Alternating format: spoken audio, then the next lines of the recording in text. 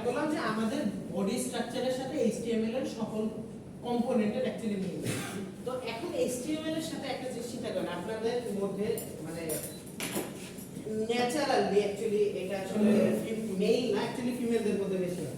আপনাদের মানে একদম কেউ কোনো প্রকার কোনো কিছু ইউজ না করে কি আপনারা ডাইরেক্ট ভার্সিটিতে কেউ আসে এখন পর্যন্ত? কিছু তো ইউজ করছে, কিছু তো ফেজে ইউজ করছে, হালকা কিছু বের। আচ্ছা তো ঠিক HTML টা ওই রকম দেখতে হয় যখন আপনি র ফেজে থাকেন, যখন আপনি কোনো একটা প্রোগ্রাম বা কোনো একটা অকেশনের জন্য বা কোনো একটা কাজের জন্য বের হচ্ছেন, আপনি যেভাবে নিজেকে প্রিপেয়ার করে নিচ্ছেন বা যেটাকে আপনি টাচ আপ মেকআপ যাই বলেন যেটা করে নিচ্ছেন, সেই জিনিসটা HTML এর জন্য করা যায়। সেই জিনিসটা করে কি CSS। ক্লিয়ার? ওকে, তার মানে এই মানুষটাকে আমরা যদি সুন্দর মতো করে সাজাতে চাই তখন আমাদের কার হেল্প লাগবে? CSS। ওকে, এইটুকু কি বুঝে আসছে আপনাদের? ওকে, CSS এর অনেক রকম কম্পোনেন্ট আছে, আমরা অনেক ভাবে ইউজ করতে পারি, বাট আমরা আপাতত আগে বেসিক থেকে যাই, তারপর আমরা এক একটা কম্পোনেন্ট ধরে ধরে কাজ করব, তারপর এটার উপর আপনাদের কিছু কাজ দিব। ওকে, শুরু করি। এখন চিন্তা করেন, এই তো গেল আপনাদের জাস্ট হলো আপনাদের বাহ্যিক সৌন্দর্য, যেটা শুধু বলে কি বলবো এটাকে বিউটি, কিন্তু মাঝে মাঝে বলে না ব্রেন উইথ বিউটি। এখন এই ব্রেনটা কি?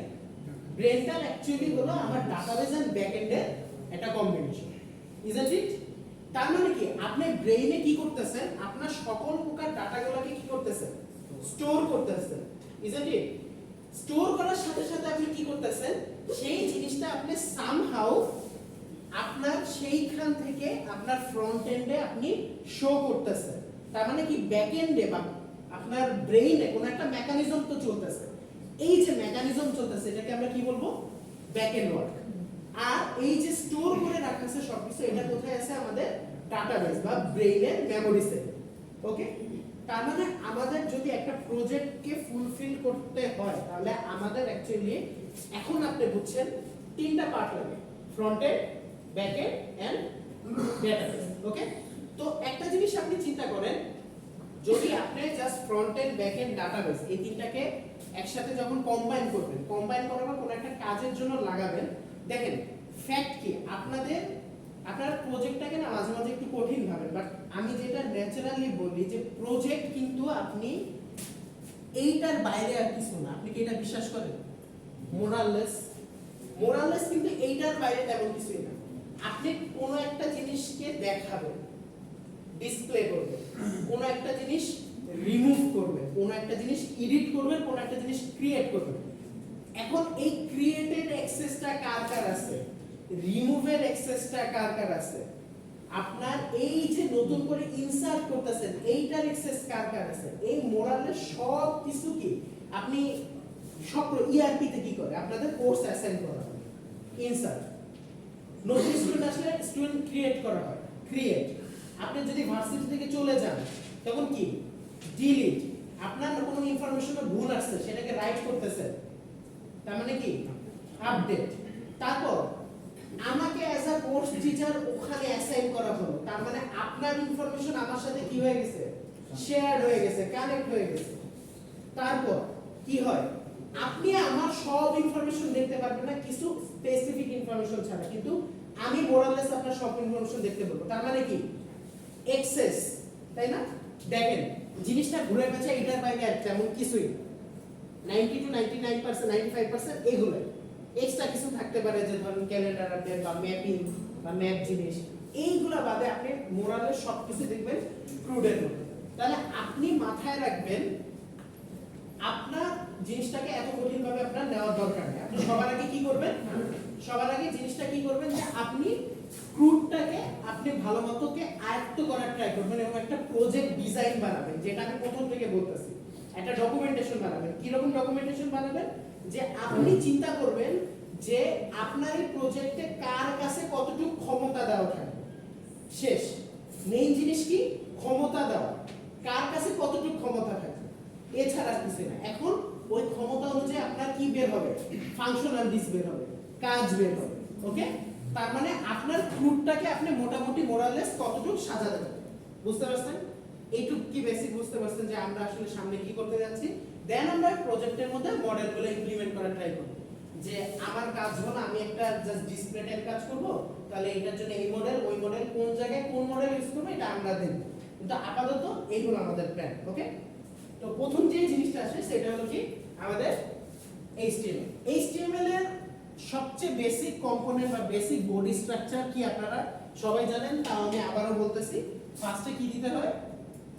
HTML, তারপর কি করে হেড, হেডের মধ্যে অনেক কিছু থাকতে পারে, অনেকে এটার মধ্যে টাইটেলও লাগে, বাট আমি এটা দিচ্ছি না কারণ এটা বেসিক কম্পোনেন্ট না। তারপর কি বডি। ওকে, এখন এটার জন্য আমার বেসিক কি কি কাজ আছে মনে আছে কারো?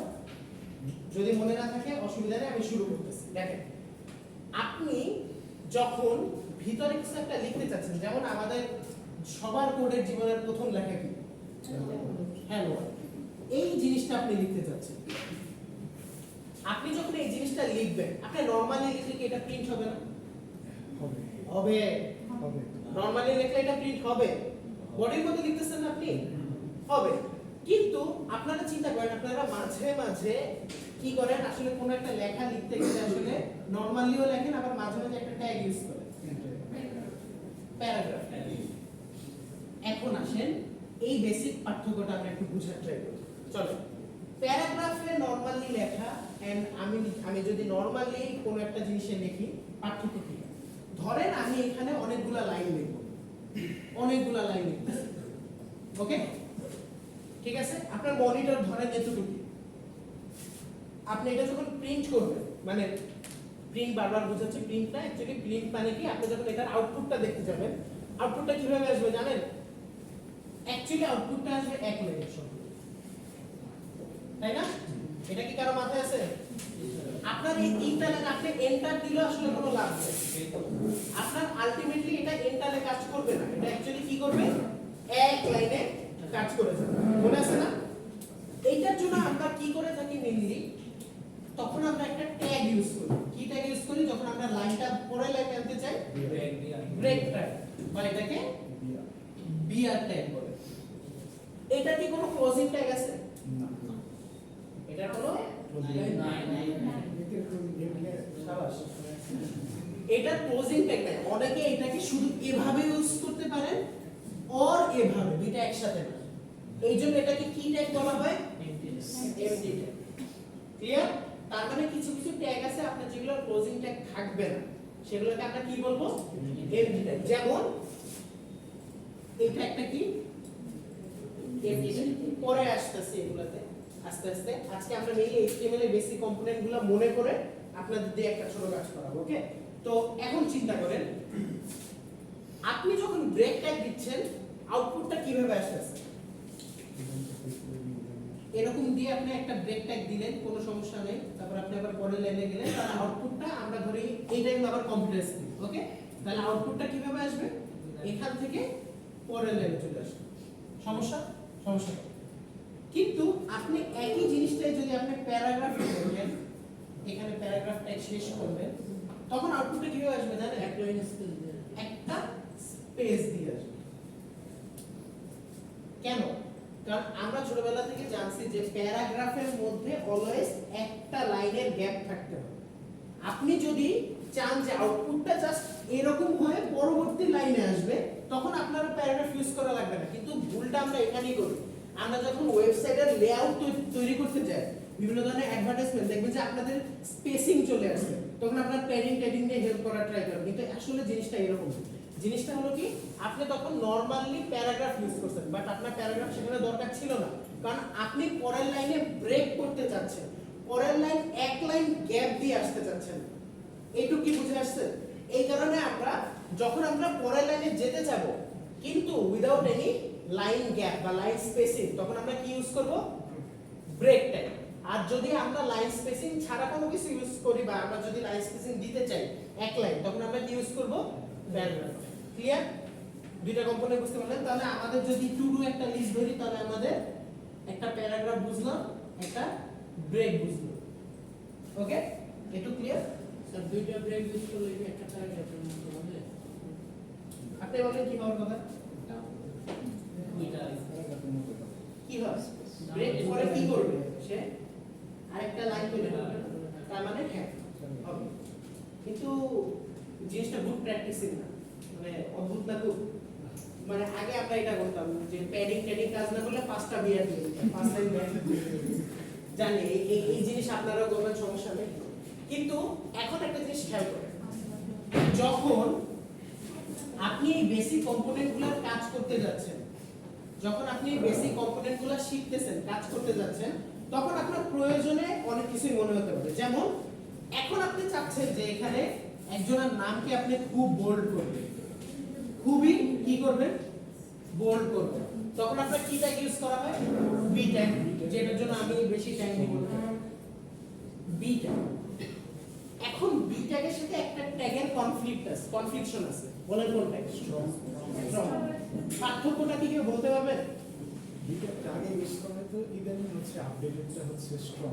হিসাবে ইউজ করে বেশি প্রচলন আর কোনো পার্থক্য যায় না একটু পার্থক্য আছে আপনি যখন স্ট্রং ইউজ করবেন আপনি দেখবেন জিনিসটা হালকা সাইজেও একটু বড় হয়ে গেছে তাই না বোল্ডে কি আপনি ধরেন সাইজ রাখলেন 12 ফ্রন্ট লাইন রাখলেন 12 দেখবেন আলটিমেটলি 12টা কি করতেছে বোল্ড করতেছে কিন্তু স্ট্রং কি করতেছে স্ট্রং কি আপনার চোখে যেতে পারে এইজন্য আরেকটু এমফাসাইজ করতেছে ফন্ট সাইজটাকে বাড়ায় দিচ্ছে তার মানে স্ট্রং কি করে অ্যাকচুয়ালি আপনার চোখে পড়ানোর জন্য তার সাথে সাথে হালকা পাতলা ফন্টটাকেও বাড়ায় দিচ্ছে ওকে কিন্তু আমি রিকমেন্ড করব কাইন্ডলি স্ট্রংটাকে কম ইউজ করে এটার বদলে আপনারা এইচ ট্যাগ ইউজ করুন এখান থেকেই আসে হেডার ট্যাগ কারো মনে আছে হেডার ট্যাগের কথা H1 H2 H3 H4 H5 এটা H6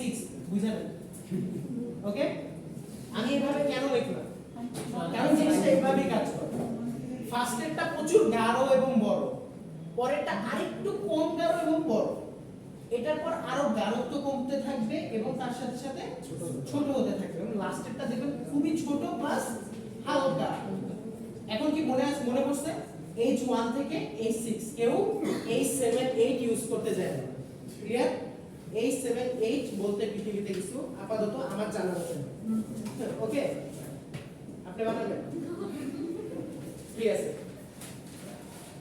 আমরা তখন এই হেডার ট্যাগগুলো কখন ইউজ করি বলেন তো যখন আমরা কোনো একটা প্যারাগ্রাফ লিখতে যাই তখন তার উপরে টাইটেল লিখি না হেডিং লিখি না অথবা যখন আপনি ইনশাআল্লাহ যখন কারিকুলাম বানাবেন নিজের একটা কারিকুলাম যখন বানাতে যাবেন তখন আপনি কি ইউজ করেন মেইনলি এই টাইপের জিনিস ইউজ করেন না যে উপরে সালমান রাফি বা জীবন বা এই টাইপের কিছু জিনিস ইউজ করেন না তখন আপনি বড় করার জন্য জিনিসটা এইভাবে হেডার ট্যাগের মাধ্যমে ইউজ করে দেন এখন চিন্তা করেন আপনি হেডার ট্যাগ ইউজ করছেন এখন আপনি একটা বড় বিজ্ঞাপন পেজ বানাইছেন যেখানে আপনি আপনার ইতালিয়ান কিছু প্রোডাক্ট আছে তখন লেখাগুলো ইতালিয়ান প্রোডাক্টের খুব এরকম আসে না পাবলো পিকাসোর মতো পেঁচানো তো এইটার জন্য আমার একটা ট্যাগ ইউজ করতে হয় সেটা কি আই ট্যাগ একদম ইজি একদম রিকল করার মতো একটা ট্যাগ একদম ছোট এরপর যেটা আসছে যখন আপনি তার নিচে কোনো কিছু আন্ডারলাইন দিতে চান ইউজ করে এখন আমরা ম্যাক্সিমাম টাইম না একটা জিনিস ভুলে যাই আমি একই সাথে একটাকে আন্ডারলাইন করতে চাচ্ছি ইউটাইপ করতে মানে করতে ইতালি করতে চাচ্ছি তার সাথে সাথে আমি বোল্ড করতে যাচ্ছি এই জিনিসটা একটু মনে করেন কারণ আপনারা অনেক কিছু হয়তো মাথা দিয়ে যেতে পারে আপনারা একটু মনে করেন রিকল করেন আমি একই লেখাকে কি করতে চাচ্ছি আন্ডারলাইন বোল্ড এন্ড ইতালি তখন আমরা কি করব যে কোনো একটা ট্যাগকে আগে লিখব আই লিখছি আগে তারপর কি লিখব আন্ডারলাইন এই যে আই ক্লোজ আগে আই ক্লোজ লাস্টে ক্লোজ আসি এরপর কি বলেন বোল্ড এখন ভিতরে আমি ধরেন একটা এ বি সি কিছু একটা লিখব নিয়ম হলো যেটা সবার লাস্টে সেটা সবার ফার্স্টে ক্লোজ হবে মাথায় এটা মাস্ট বি রাখবেন তার মানে এখন আমি কোনটা ক্লোজ করব এরপর এবং লাস্টে আই ক্লিয়ার এইটুকু কি মনে আছে আমি জাস্ট রিকল করতেছি এইটুকু মনে আছে ওকে স্যার বোল্ডের পরে কি বোল্ডের পর লেখছি হলো এবিসি একটা টেক্সট আপনি আপনার নাম দিয়ে না সরি বোল্ডের আগে ইউ আন্ডারলাইন ওকে এখন চিন্তা করেন আপনি একটা বিজ্ঞাপন পেজ বানাচ্ছেন, সেখানে আপনি বলতেছেন কিছু কিছু বিজ্ঞাপন পেজে দেখেন না যে এই প্রোডাক্টটার দাম 120 টাকা না 100 টাকা, এই টাইপের একটা পেন কাটা দেখেন না, তখন আপনি এই টেক্সটটাকে কাটার জন্য কি ইউজ করবেন? Del tag. Okay, del tag বা এটাকে ফুল ফর্ম আমরা কি বলি? ডিলিট। ওকে, তো এই ট্যাগগুলো জাস্ট মাথায় রাখেন, ডেল ট্যাগ মনে আছে? ওকে, এইটুকু বেসিক কম্পোনেন্টের মধ্যে আর কারো কোনো কোশ্চেন আছে? এইটুকু বেসিক কম্পোনেন্ট কারো যদি কোনো কিছু মনে না থাকে তাও বলতে পারেন, কারণ আমরা এটা সামনে আর রিপিট করতে যাচ্ছি না, আমি কিন্তু বারবার বলতেছি কারণ এগুলো রিপিট করার মতো টাইম পাবো না সামনে। সো বুঝছেন? ওকে, আল্লাহ কি বলবো? আচ্ছা, এখন একটা জিনিস খেয়াল করেন, আপনাদের মাঝে মাঝে আসে না যে কি জানি কোনো একটা ওয়েব পেজের মধ্যে দেখলেন যে এ কি করলো মিস্টার এই দেখুন ভিডিও সব, তখন আপনারা নিচে আরেকটা ছোট্ট লেখা পান, মানে পাশে যে ক্লিক হিয়ার, তারপরে আপনার ফোনে সব ডাটা চলে যাবে হোয়াটএভার বা ফেসবুক, বাট এই ক্লিক হিয়ার এই জিনিসটা ট্যাপ করলে আপনি আরেকটা ওয়েব পেজে চলে যাচ্ছেন, সেটা এক্সিস্টিং ওয়েবসাইটেরও হতে পারে অথবা অন্য একটা ওয়েবসাইটেরও লিংকে যেতে পারে। এই জিনিসটা আমরা কিভাবে করি? কোন ট্যাগের মাধ্যমে করি? Anchor tag. চলেন এটা একটু হালকা সামনে নজরও শিখে আসি যে কিভাবে করি। অ্যাঙ্কর মানে কি? যে দুইটা জিনিসকে জাহাজের হচ্ছে জাহাজে যখন মাঝ সমুদ্রে যখন আপনাদের মাছ ধরতে যায়, আপনার জাহাজটাকে স্টিল রাখার প্রয়োজন মনে হয় না? তাহলে তো আপনি চলতেই থাকবেন। তখন জাহাজে কি করে, একটা ভারী রশি, মোটা রশির সাথে একটা লোহার একটা এই শেপের একটা জিনিস থাকে যেটার নাম কি? অ্যাঙ্কর বা নোঙর। ওকে, এটা করে কি সামহাও ছুটায় ফেলা হয় আর এটা নিচে সমুদ্রে ফেলানো হয় এবং সেটা বালির সাথে আটকাবে যায়। ওকে, তখন কি করে ও ওই জায়গাটি স্টিল থাকে। এখন আমার কথা হলো যে এটা আসলে কিসের কাজ করতেছে? নৌকার সাথে সমুদ্রের বালির একটা কানেকশন করে দিচ্ছে না? তার মানে আপনি এই পথ ধরে যদি চলতে থাকেন আপনি সমুদ্রের বালি পাবেন, অথবা ভাইস ভার্সা, সমুদ্রের বালি থেকে যদি চলতে থাকেন তাহলে আপনি কোথায় যাবেন? শিপ পর্যন্ত যেতে পারবেন। তো সেম কাজটা কিসে করতেছে? Anchor tag. অ্যাঙ্কর ট্যাগে কি হচ্ছে দেখেন, অ্যাঙ্কর ট্যাগে হচ্ছে কি, আপনি কোথাও এই অ্যাঙ্কর ট্যাগটা বলার পর কোনো একটা কিছু বলে দিচ্ছেন যে কোথায় আপনি যাবেন, কোথায় আপনি যাবেন, কোথায় যাবেন, এই জিনিসটা যখন আপনি বলে দিচ্ছেন সেই জায়গাতে আপনাকে নিয়ে যাচ্ছে। যেমন অ্যাঙ্কর ট্যাগের পাশে এগুলাকে কি বলে? ট্যাগ না? যখন ট্যাগের মধ্যে আমরা আরো অন্য কিছু ইউজ করি তখন সেই জিনিসগুলোকে কি বলে? অ্যাট্রিবিউট। তো এরকম একটা অ্যাট্রিবিউট হলো কি এইচ রেফ, যেটার ফুল ফর্ম কি? Hyper reference. ওকে, এবং এইটার পর আপনার একটা লিংক দেওয়া হয় www.youtube.com/something দেওয়া থাকে, তাই না? তো এখন এইটুকু কি বলা হয়? Attribute value. ওকে, এটা কিন্তু শুধুমাত্র এই একটা অ্যাট্রিবিউট আছে এমন না, হাজার হাজার অ্যাট্রিবিউট আছে। ওকে, তো এখানে যখন আপনি বলে দিচ্ছেন তারপর কি বলতেছে? Click here. এখন এখানে যে ক্লিক হিয়ারই বলবেন এমন কোনো কথা না, মাঝে মাঝে বলে না এখানে ট্যাপ করুন, বাংলাতে লেখা থাকে। তো আপনি বিস্তারিত জানতে এখানে ট্যাপ করুন, এই টাইপের জিনিস থাকে। তখন আপনার এখানে যেই টেক্সটটা আপনি অ্যাকচুয়ালি দিতে চাচ্ছেন সেই টেক্সটটা এখানে বসান, তারপর কি করবেন? অ্যাঙ্কর ট্যাগটা ক্লোজ করবেন। ক্লিয়ার? এটাই হলো অ্যাঙ্কর ট্যাগের কাজ। তো আমার অ্যাঙ্কর ট্যাগ হলো বুঝলাম। এখন যে জিনিসটা থার্ডে আসে, মানে লাস্টে আসে, যে জিনিসটা আপনার মোস্ট ইম্পর্টেন্ট, সেটা হলো ফন্ট ট্যাগ। ফন্ট ট্যাগের কথা কারো মাথায় আছে? ফন্ট ট্যাগ দিয়ে কি করেন আপনারা? ফন্টে শুধু সাইজ না, আপনারা ওয়ার্ডে আপনাদের কয় রকম ফন্ট আছে? অনেক রকম ফন্ট আছে না? তার মানে কি একটা কাজ করার টাইমে আপনার ফন্টের সাইজ চেঞ্জ করতে হবে। তো অলওয়েজ তো আপনি বাই ডিফল্ট ফন্টই ইউজ করবেন না, তাই না? তখন আপনি কি ইউজ করবেন? ফন্ট ট্যাগটা ইউজ করবেন। ফন্ট ট্যাগের মধ্যে বিভিন্ন ধরনের অ্যাট্রিবিউট আছে। কি কি অ্যাট্রিবিউট আছে? ফন্ট সাইজ আছে, ফন্ট কালার আছে, ফন্ট আছে, শুধুমাত্র ফন্ট আছে। তো এইগুলা দিয়ে কি করবেন আপনি?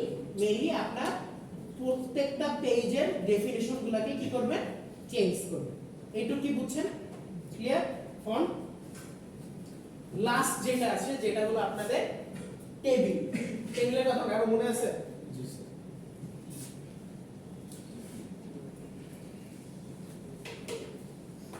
আপনি একটা টেবিল তৈরি করতে চান, তখন আপনি একটা ট্যাগ ইউজ করেন। কি ট্যাগ ইউজ করেন? টেবিল অ্যাট্রিবিউট না, টেবিল ট্যাগ। ওকে, টেবিল ট্যাগ ইউজ করেন। অলওয়েজ সবাই মাথায় রাখবেন, টেবিলে HTML কোন বরাবর যায়? অলওয়েজ রো বরাবর যায়। আপনি রো বরাবর ডাটা রিট্রিভ করতে করতে যাবেন, রো শেষ হলে দেন পরবর্তী রোতে যাবেন।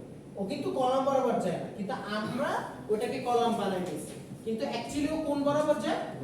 রো বরাবর যায়।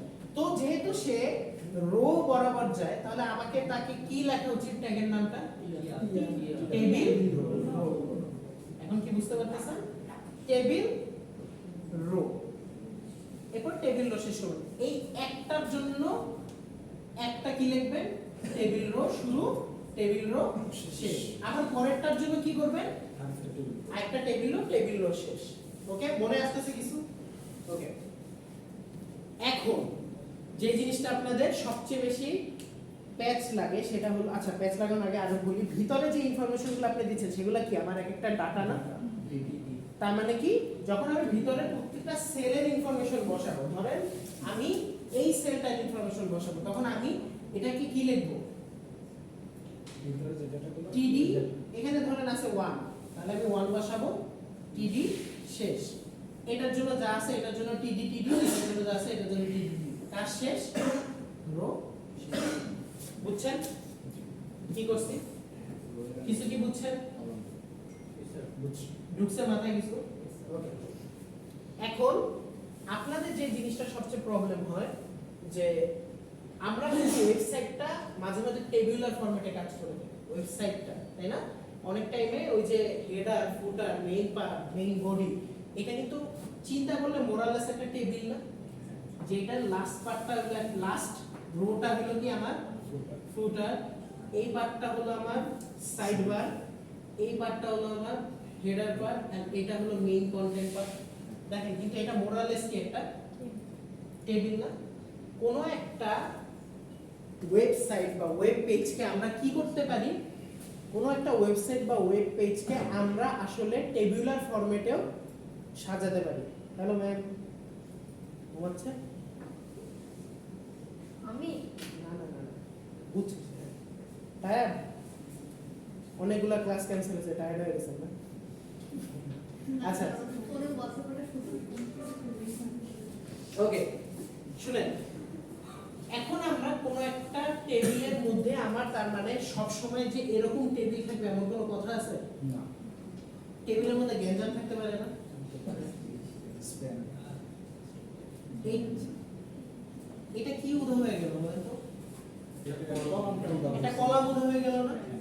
আবার চিন্তা করে আমি এখান থেকে এই দাগটাকে মিস করে দিলাম, তখন কি হয়ে গেল? একটা রো উদাহ হয়ে গেল। যখন কোনো কিছু উদাহ হয়ে যায় তখন আমরা একটা অ্যাট্রিবিউট ইউজ করি, স্প্যান। ওকে, যদি রো উদাহ হয়ে যায় তাহলে আমরা কি বলবো? Rho span. আর যদি কলাম উদাহ হয়ে যায় তাহলে আমরা কি করব? আমি কি বলছি আপনাদের যে আমরা একটা ট্যাগ ইউজ করব? আমরা কি উদাহ করব বলছি? অ্যাট্রিবিউট উদাহ করব। আমি কি বলছি? অ্যাট্রিবিউট উদাহ করব। এই আপনাদের কি মনোযোগ আছে? মনে আছে? ওকে, অ্যাট্রিবিউট উদাহ করব। ওকে, এখন আপনাদের অ্যাট্রিবিউটের মধ্যে কি বসবে? এখানে কয়টা কলাম মিস দিছে বলেন তো? দুইটা না? দুইটা হয়ে গেল না? দুইটা মিস করার কারণে তো একটা হয়ে গেল। এই কারণে আমরা ওই অ্যাট্রিবিউটের মধ্যে ভ্যালুর মান কত দিব? 2। আপনাদের ইজির জন্য আপনারা অলওয়েজ এটাকে ডট ডট ডট আকারে ফরম্যাট করে দিন। ক্লিয়ার? ওকে, যদি রো যে কয়টা মিস যাবে সেটার জন্য আমরা সেই পরিমাণ ভ্যালু দেব। যেমন এখানে কয়টা মিস গেছে নো? দুইটা। তার মানে কি কোন একটা জিনিসের সম্পূর্ণ ব্যাকগ্রাউন্ড চেঞ্জ করতে গেলে আপনার কি করতে হয়? কি কোন অ্যাক্টিভিটি ইউজ করতে হয়? বিজি কাজ, তাই না? যদি লাইব্রেরি ইউজ করি বা লাইব্রেরি বাদ আমি র এর কথা বলতেছি। আপনি তো র দিতে পারেন, কারণ এখন পর্যন্ত আমি সিএসএস স্ট্রাকচার লিখি। লাইব্রেরি ইউজ করলে অবভিয়াসলি আপনার একটা ঠিক আছে। যখন আপনি একটা ব্যাকগ্রাউন্ড চেঞ্জ করতে যান তখন আপনি কি ইউজ করবেন? Busy colour. এন্ড কালারগুলো আপনি নেটে তার কালার কোড দিয়ে ইউজ করলে সবচেয়ে বেটার। কারণ আপনারা জানেন যে কালার অ্যাকচুয়ালি যেটাকে আমরা রেড বলি সেটার অনেকগুলো ফ্যাক্টর আছে, অনেকগুলো শেড আছে। সো আপনি যদি আপনার ওয়েব ডিজাইনের টাইমে স্পেসিফিক কালারটা চান, স্পেসিফিক ধরনের কালারটা চান, তখন আপনার মাস্ট বি ওই ফরম্যাটের ওই কালারটা বের করে দিতে হবে। যেমন আমাদের আইএস এর এই কালারটা আপনি ডিরেক্ট আপনি কালার কোড ছাড়া পিক করতে পারবেন না। একদম যদি টাইপ করতে চান আপনি স্পেসিফিক খুঁজে পাবেন। সো আপনার এই কালার কোডটার জন্য আপনার নিজের ওই কালার কোডটা সার্চ করতে হবে। এখন কি বুঝতে পারছেন যে আপনার ব্যাকগ্রাউন্ড কালারটা আপনি চেঞ্জ করতে পারবেন। ওকে, এখন যে জিনিসটা আছে সেটা খুবই ইম্পর্টেন্ট, যেটা আপনারা ম্যাক্সিমাম টাইমে খুবই মানে ওয়েবসাইটটাকে সুন্দর করার জন্য বা কোনো একটা প্রোডাক্টকে কনভিনিয়েন্ট আকারে প্রকাশ করার জন্য ইউজ করে থাকেন। সেটা কি? ইমেজ। ওকে, ইমেজ আপনি ইউজ যখন করতেছেন বা একটা ইমেজ যখন আপনি তৈরি করতেছেন বা আপনি যখন ইমেজটাকে আপনি বসাচ্ছেন তখন তার এক্সটেনশন ইউজ করাটা ম্যান্ডেটরি, তাই না? আপনি একটা ইমেজ তৈরি করলেন পিএনজি তে, কিন্তু আপনি এখানে জেপিজি তে সেটা বসালেন, সেই পেজ কখনো ওইটাতে লোড নেবেন না। ওকে, এখন আমাদের ম্যাক্সিমাম টাইমে প্রবলেম হয় কি আমরা একটা জিনিস বুঝি না, সেটা হলো কি লোকেশনটা সেট করা, তাই না? আমরা ইমেজ অ্যাট্রিবিউটের পর কি বসাই বলেন তো? সোর্স, এস আর সি। এখন আমি আপনাদের একটা জিনিস শেখাই দিই যেটা আপনাদের কাজে লাগবে। আপনারা জানেন না আপনারা কোন ফোল্ডারে আছেন, তখন কোনো কথা না, আপনি ডাইরেক্ট সি তে ফিরে আসতে যাচ্ছেন, তাহলে ডট স্ল্যাশ, এটা মাথায় রাখবেন, ঠিক আছে? আপনারা জানেন না আপনারা কোন ফোল্ডারে আছেন, তখন কি এটা নিজেই ভিএস কোড আপনাকে সাজেস্ট করবে। ভিএস কোড না সাজেস্ট করলে আপনি নিজেই ক্লিক করে মেনু বার থেকে নিয়ে নিতে পারবেন উপর থেকে। কিন্তু আমি আপনাদের বলে দিই, যখন আপনি জানবেন না আপনার লোকেশন কি, আপনি কোন স্টেটে আছেন, আপনি আবার ঘুরে যাবেন। ঘুরে যে তারপর আপনি ধরেন সি এর মধ্যে থাকার পর এটার পিকচার ফরম্যাট আছে, পিকচার ফরম্যাট থেকে আছে ধরেন cat.png। ওকে, এটা কি ক্লোজিং ট্যাগ আছে? নাই। এখন চিন্তা করেন বাই ডিফল্ট ভাবে আপনি কোনো একটা কাজ করতে চাচ্ছেন বা বাই ডিফল্ট ভাবে কোনো একটা আপনি ছবি বসাইতে চাচ্ছেন, তখন আপনার মন মতো ছবির সাইজটা বসাবেন। তখন কি করবেন? এটার হাইট আর উইডথ ঠিক করবেন না? তখন দুইটা অ্যাট্রিবিউট ইউজ করা হয়। কি কি অ্যাট্রিবিউট ইউজ করা হয়? Height and width. এখন কথা হলো এটার একক।